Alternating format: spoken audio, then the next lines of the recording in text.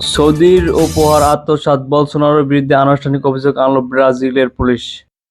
Saudi আরব থেকে পাওয়া উপহারসহ মূল্যবান জিনিসপত্র আত্মসাতের অভিযোগে ব্রাজিলের সাবেক প্রেসিডেন্ট জয়ের বলসোনারোর বিরুদ্ধে গতকাল বৃহস্পতিবার আনুষ্ঠানিকভাবে অভিযোগ এনেছে কেন্দ্রীয় পুলিশ। তার বিরুদ্ধে রাষ্ট্রপ্রধান থাকাকালে সৌদি সরকারের কাছ থেকে পাওয়া উপহার সামগ্রী আত্মসাৎ সংক্রান্ত অভিযোগের সত্যতা পেয়েছে তারা।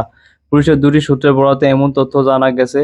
এ নিয়ে দ্বিতীয়বারের মতো বলসোনারোর বিরুদ্ধে আনুষ্ঠানিকভাবে অভিযোগ আনল ব্রাজিলের পুলিশ। এর আগে করোনা টিকা সংক্রান্ত তথ্য নিয়ে জালিয়াতির অভিযোগে গত মাসে তার বিরুদ্ধে আনুষ্ঠানিক অভিযোগ এনেছে ব্রাজিলের পুলিশ।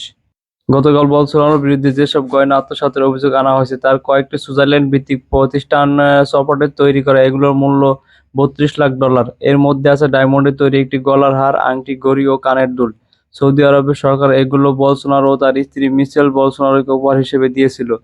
সূত্র বলছে, পুলিশ বলসোনারোর বিরুদ্ধে মানি লন্ডারিং, অপকর্মে সহযোগিতা এবং আত্মসাতের অভিযোগের সত্যতা পেয়েছে।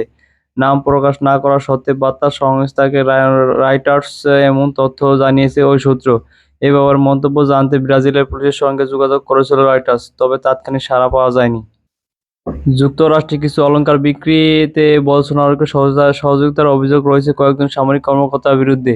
ব্রাজিলের সুপ্রিম কোর্টের বিচারপতি এবং মন্ত্রী আলেক্সিস দে মোদাসের অনুমতির পর গত বছর পুলিশ ওই সেনা কর্মকর্তার বাড়িতে তল্লাশি চালিয়েছিল।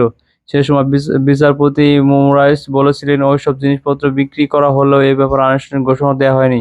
পুলিশের অভিযোগের ভিত্তিতে বলসোনারোর বিরুদ্ধে বিচার শুরু করা হবে কিনা এখন সে সিদ্ধান্ত নেবেন ব্রাজিলের প্রসিকিউটর জেনারেল।